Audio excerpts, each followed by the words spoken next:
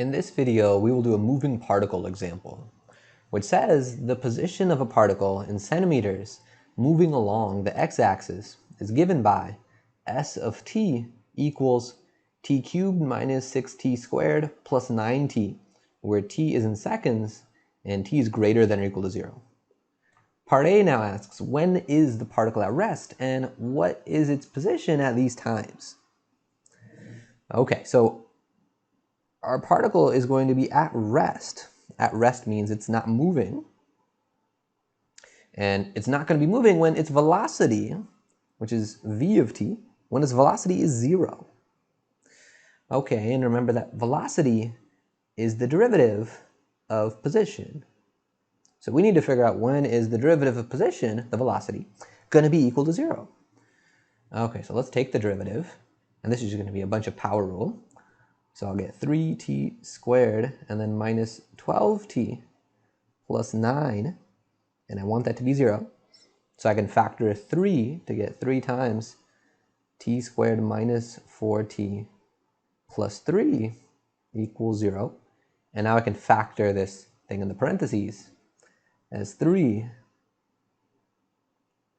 And then I'll get a t, and it factors as t minus 3 and t minus 1. So I can see now that from the first parentheses, I'll get t equals 3. And then from the second parentheses, I'll get t equals 1. Okay, so those are my t values. And the units are in seconds. Okay, so that was one part of this question. When is the particle at rest? So it's momentarily stopped after 1 second and after 3 seconds. But I need to know what's the position at those times. So I'm going to zoom it out a little bit so I can see my position function. All right, so let's do it at these 2 times. If t equals 1, the position is going to be, we'll plug 1 into the position function, s of 1. So 1 cubed is 1 minus 6 times 1 squared, that's 6. And then plus 9 times 1 is 9. And that's going to be 4. Okay, that's position, but there's units of position, which are in centimeters. So this position is 4 centimeters. So it's 4 centimeters. Imagine, so this particle is moving on the x-axis. And then imagine here is 0. By the way, if you were to plug in t equals 0 into this, we would have gotten that s of 0 equals 0, which means when t equals 0, when this thing starts moving, it's at the origin. It's at 0 on the x-axis. So this is where it is at t equals 0. Now I know when t equals 1, it's 4 units in the positive direction, because I got a positive number here. This is where it's going to be when t equals 1. Okay, so let's find the position at t equals 3.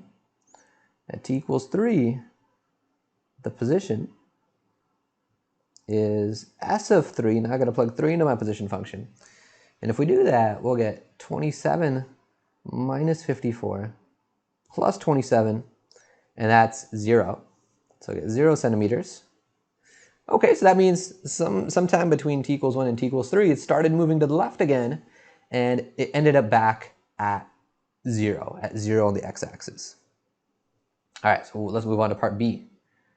Part B is asking, when is the particle moving in the positive x direction? When is it moving in the negative x direction?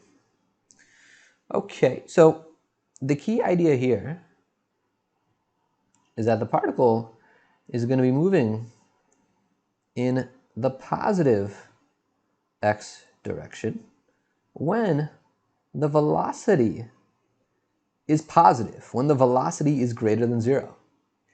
So just as a reality check to that, if I make a table and I keep track of a time, and I'm just going to plug a time into my velocity function to see if, the particle moved in the direction I kind of expected it to. So my time starts at t equals 0. And if I plug 0 into my velocity function, into 3t squared minus 12t plus 9, that's going to give me 9. It's going to give me positive 9. And in this picture, we said, okay, from t equals 0 to t equals 1, it had moved to the right. It used to be at 0 on the x-axis, and after 1 second, it ended up at 4 on the x-axis. So that seems reasonable. My velocity was positive, and I'm claiming that when the velocity is positive, it's moving in the positive x direction. Okay, so similarly, this thing is going to be moving in the negative x direction when the velocity is less than 0, when it's negative. Okay, so I'm going to box this. This is a key fact. So more generally, when we talk about velocity, and later in the next part of the problem when we talk about acceleration, they're quantities that also have a direction associated with them. So when velocity is positive, that's indicating something about a direction. And similarly, when a velocity is negative, it's indicating something about the direction. In this case, when the velocity is negative, it's telling me the particle is moving in the negative x direction. All right, so I need to figure out when is my velocity positive and when is it negative. We've done things like that before in our pre-calc and algebra review, figuring out when is a function positive, when is it negative. Remember, we did that by making a sign chart. This was when we talked about inequalities. By making a sign chart. In this case, we want to make a sign chart of the velocity. Okay, so I'm going to jump straight to the number line. I'm going to make a number line. And for my number line, I'm going to plot some t values on here. And my time starts at 0, so I'm going to put a bracket, a closed bracket here, at 0. That's the smallest my time could be. I don't need to bother plugging in negative time values, because the problem told me, at the start that t is greater than or equal to 0. Okay, and then as we've seen before with inequalities, we need to now plot any points where the velocity is 0 and where the velocity is undefined. So I'm going to put those in the margin. So this is kind of like my cut points. My velocity is 0. We've already figured that out when t equals 1 and t equals 3. So I'll put tick marks at those, at 1 and 3. Those are my equal 0 cut points. And my velocity is never undefined. It's never undefined because if I look at the velocity, 3t squared, this thing over here, minus 12t plus 9, I don't have to worry about the denominator ever being 0 here. This is never going to be undefined. Okay, so there's no undefined cut points to put on this number line. Okay, so now I'm going to make my sign chart, and for that, it's going to help if I can use the factored form of my velocity. So I'm going to use the factors like 3 and the t minus 3. So let's see, I'll make a row for 3. Then we have t minus 1, and we have t minus 3. All right, I'm just giving myself some more room, and then I want to keep track of velocity. Okay, so I'll split this up into some regions. Notice I am putting the 3 here. It was one of the factors of my function, so it definitely goes there. Okay, and no matter what time value I plug in, the 3 is always positive. It's just a positive number, so that's going to be positive the whole way through. With t minus 1, as we've seen before, what I could do is, I could plug in specific values in each region. Like between 0 and 1, maybe I could do like t equals 1/2. And if I were to, and say between 1 and 3, I could plug in something like t equals 2. So I can plug in values like that into t minus 1. And if I did, I would get that it's a negative over here and positive in both of these regions. The more efficient way to do it is to think about, when does t minus 1 equal 0?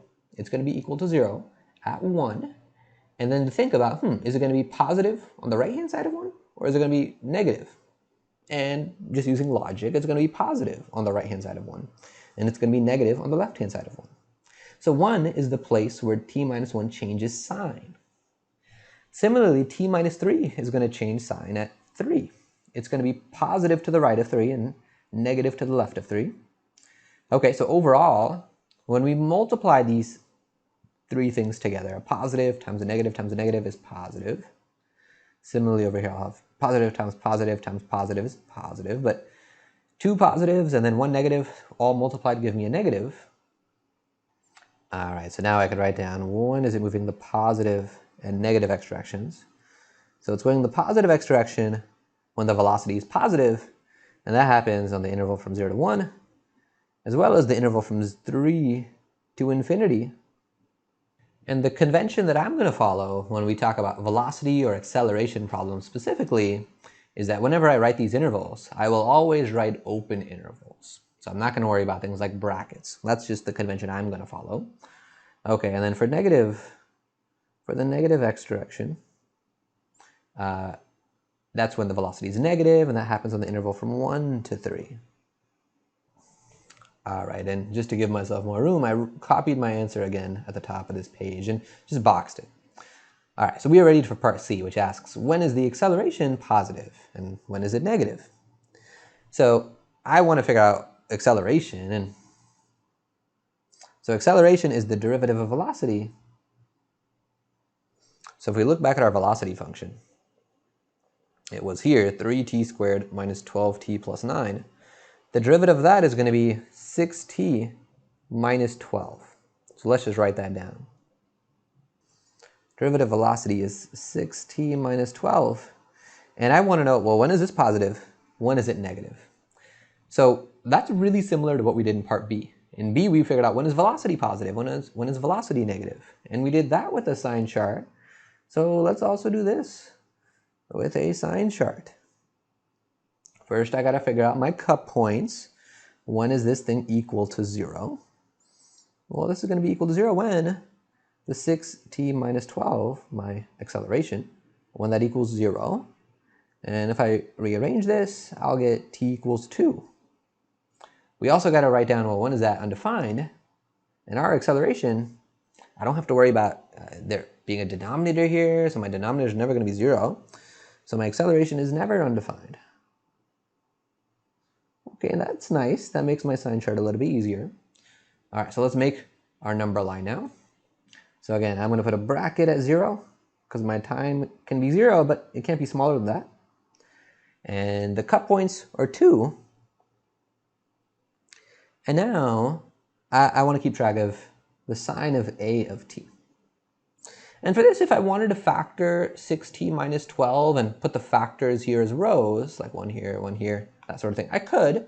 But I'd say this one's simple enough where let's just plug in some values.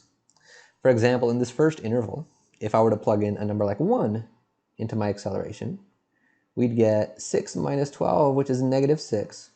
So my acceleration is negative over here. And in the next interval, if I were to plug in a number like 3, 6 times 3 is 18. So we get 18 minus 12, which is positive 6. So on that interval, my acceleration is positive.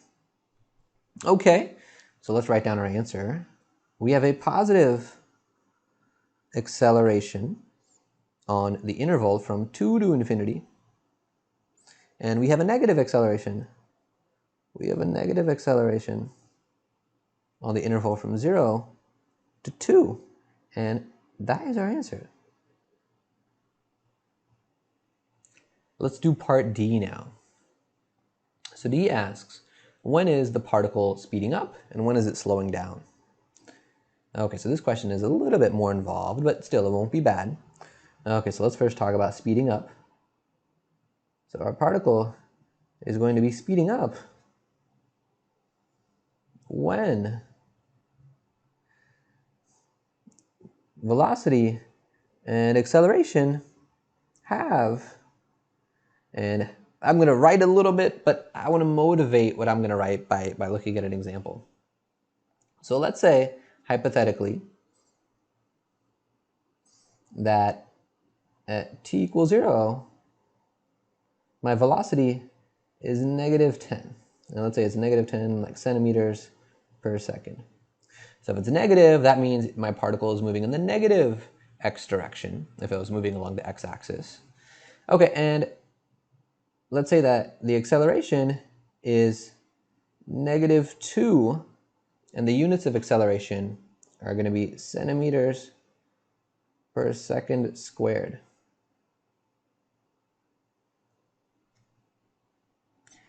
So if you haven't seen this before, like acceleration, velocity, that sort of thing, the units might be a little bit confusing when I get to acceleration. But what that means is, when we say acceleration is negative 2 centimeters per second squared, oh, and I'm going to say this is a constant. Let's say acceleration is constant. Acceleration is constant. What that means is acceleration tells me the rate at which the velocity is changing.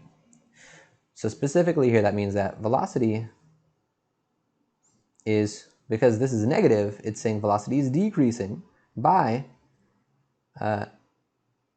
2 centimeters a second each second. So each second the velocity drops by 2 centimeters a second. So because I'm writing the word second twice here, it's saying, oh, it's decreasing by 2 centimeters a second. Just these are the units of velocity, centimeters per second. Because that's happening each second, that's why the units of acceleration are centimeters per second squared. There's that time squared unit on the bottom. All right. Okay, so if I were to make a table of values to describe what's going on here, I'll keep track of time, I'll keep track of velocity, and then I'll keep track of s, which is going to be my speed. And speed is the absolute value of velocity. I just keep track of, what's overall, how fast am I going? It doesn't care about direction. Okay, so at t equals 0, we're saying velocity is negative 10. So that means my speed is 10. Because again, speed doesn't care about direction. When I say velocity is negative 10, it means I'm moving 10 centimeters a second, but just in the negative direction. That's why speed is positive 10. Okay, and then after 1 second, well, my acceleration says, because it's negative 2, it's saying, oh, every single second, my velocity should decrease by 2 centimeters a second. So my velocity started at negative 10. Now it's going to decrease by 2. So I subtract 2 from the velocity. So it'll be negative 12. Okay, so my speed is positive 12. Okay, and if I go another second, then my velocity decreases by 2 more. So minus 14. And if I go t equals 3, my velocity drops by 2 more, so minus 16. So then my speed here is 14, and here my speed is 16. But notice that overall, my speed is increasing. These numbers are getting bigger, 10, 12, 14, 16. And it turns out the general guiding principle is that my particle is going to be speeding up when the velocity and the acceleration have the same sign. Okay, so here they were both negative, which means that they were both sort of, my particle was going in the negative direction, and the acceleration being negative was saying like, okay, the velocity is just going to be even more negative, more and more and more negative. And that was making it speed up in that direction. The same thing is going to be true if the velocity and the acceleration are both positive. It's just my particle would be moving in the positive direction, positive x direction. All right, so I'm going to erase this now and talk about a similar situation for when my particle is going to be slowing down. Okay, so my particle is going to be slowing down. It is going to be slowing down when the velocity and the acceleration have, we might be able to guess it. We might be able to guess that it's going to be opposite signs because it's speeding up when they have the same sign. But let's just see that through an example. Okay, so let's say again that at t equals 0, our velocity is negative 10 centimeters a second, and acceleration is positive 2 now, positive 2 centimeters second squared, and the a is constant, so the acceleration doesn't change. Okay, so that means each second, the acceleration is telling me that each second, the velocity, because acceleration is positive, that means velocity is going to be increasing, because acceleration is the rate at which the velocity changes. So velocity is going to be increasing by 2 centimeters per second. Okay, all right, so if I make a table and keep track of time and the velocity and the speed, initially at time t equals 0, my velocity is negative 10. So my speed will be positive 10. Okay, and then after 1 second, the velocity is going to increase by 2. So I have to add 2 to the velocity, and that will make it negative 8, because negative 10 plus 2 is negative 8. So my speed is positive 8. Okay, and when t equals 2, I add 2 to the velocity again to get negative 6. And if t equals 3, I add 2 to the velocity to get negative 4. Okay, so my velocity here is 6, here it's 4. Okay, but notice that the speed is now decreasing. Okay, so my particle is slowing down when the velocity, here the velocity and acceleration have opposite signs. All right, so what I'm going to do is I'm going to make a really big sign chart. So I'll start it off at 0 again. And in this sign chart, I'm going to keep track of the signs of both the velocity and the acceleration. So velocity and acceleration. So I'm going to need to put the cup points for both of them on here. So there was 1, there was 2, and there was 3. Those were the cup points for all of them. Okay, so let's split this up. Alrighty. So velocity, remember, was positive to the left of 1 and to the right of 3. Okay, so it was negative in between 1 and 3. And the acceleration, remember, was positive to the right of 2, and it was negative to the left of 2. Okay, so when my particles, when the velocity and acceleration have the same sign, it's going to be speeding up. So that happens here, they have the same sign, and also in this last interval, speeding up. But in the other intervals, they have the opposite sign, so my particles are going to be slowing down. It's going to be slowing down here as well. All right, so let's write down our answers. Okay, so my particle is speeding up. It is speeding up on the interval from 1 to 2, union the interval from 3 to infinity, and it's slowing down. Slowing down on the intervals from 0 to 1, union 2 to 3. And that's my answer. All right, one final part to this question, which is, what is the particle's total distance traveled on the interval from 0 to 5? Okay, so it's not going to be just like finding the position when t equals 5 and the position when t equals 0 and just subtracting the two. It's definitely tempting to say that, you know, it might be that, but so it's not this, because this, so first off, what this is doing is just finding the position at 5 seconds and the position at 0 seconds and subtracting the two. The issue with that is, you know, if where it is at t equals 0 seconds, maybe that's here, and maybe it's here at t equals 5 seconds, it would just sort of be subtracting, you know, the position at t equals 5 with t equals 0. It doesn't take into account what if something like this happens. It goes this way, changes direction, and then ends up here. Okay, so it doesn't take something like that into account. All right, let me erase that. So this quantity, by the way, when I just take a change in position like this, this is called displacement. And displacement is a change. Whoops, change. I'm going to write delta for change. Change in position. Okay, it's not just that, since this doesn't account for changes in direction. Doesn't account for changes in direction. So I need to think about what are the times where it does change direction and take those into account. So I'm going to make a picture of the particle's motion to better visualize this. Kind of like that rough sketch I just drew before, but now I erased. All right, and in this picture, I am going to plot the start time, the end time, and I also have to sort of consider, like, well, when does it sort of like change directions? But when it's going to change directions is when it's stopped.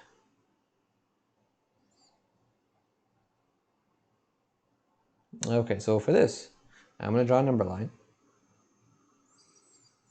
Okay, and we've seen that if I plug 0 into my position function was sort of way, too far. Here, it was this, t cubed minus 6t squared plus 9t.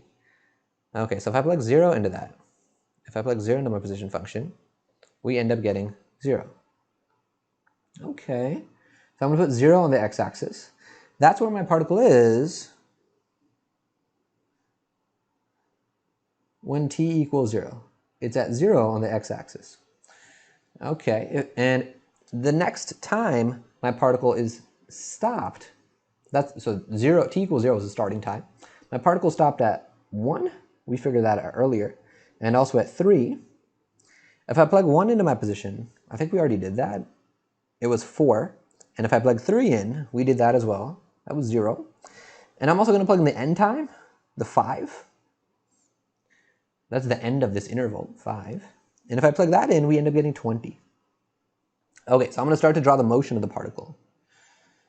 Okay, so when t equals 0, the position of the particle is at 0. It's at 0 on the x-axis. And then it's going to move. I'm going to keep moving it until t equals 1. And when t equals 1, it's going to be at 4 on the x-axis. So let me label 4 on the x-axis. I'm also later going to put the 20. Okay, so my particle is going to start to move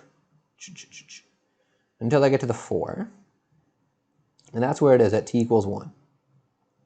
And during that time interval from 0 to 1, it couldn't have gone to the left, because if it had gone to the left, at some point it would have needed to go to the right and end up at 4 by t equals 1 second. But if that had happened, if it had changed directions, I should have gotten that it stopped somewhere else. And I only got that it stopped at t equals 1 second and t equals 3 seconds. Okay, so now I know that when at t equals 1 second, it's at 4 on the x-axis. So t equals 1, it's at 4. And then up until the point when t equals 3, I know it, well, sorry, let me say it like this. When t equals 3, the position is going to be 0. So when t equals 3, it will be here. So it's going to end up moving left. It's going to end up moving left like that. Okay, and that's where it is when t equals 3. I'll put an arrow here. That's where it is when t equals 3. And then by t equals 5, it's going to end up at 20 on the x-axis. Okay, so it would have had to move right like this. Okay, so to get my distance now, I would just add up the distances it traveled in each of these segments. So from this first segment, it traveled a distance of 4. And then in that next segment, this purple one, it traveled 4 again, but to the left. And then in that last segment, it traveled 20 units to the right. All right, and if we add these, we get 28, and the units of distance were centimeters. So that's different than the displacement. The displacement would have just looked at, oh, what's the position after 5 seconds, which is 20. What's the position after 0 seconds, which is 0. And it would have subtracted them, which would have given me 20, but that's not the total distance. Total distance was more because the particle had changed direction a couple of times. All right, so this was a longer video. We did a lot of parts in this example, but we finished all of our goals. To determine when a particle is at rest, when it's got a positive or negative velocity and acceleration, when it's speeding up, when it's slowing down, and how to find the total distance it's traveled.